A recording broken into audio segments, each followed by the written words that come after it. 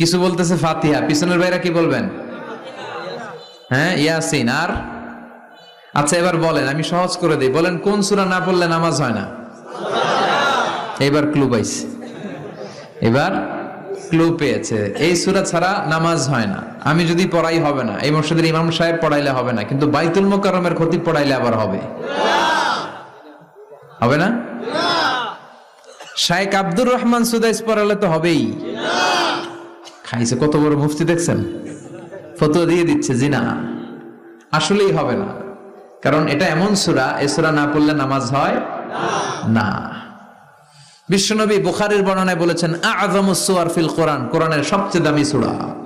এটা আমার বানানো কথা না, সবচেয়ে দামি সূরা। এই সূরার মতো সূরা কোরআনে তো নাই, তাওরাতের ভেতরেও নাই, ইনজিলের ভেতরেও নাই, জাবুরের ভেতরেও নাই। 7টা মাত্র আয়াত। কয়টা?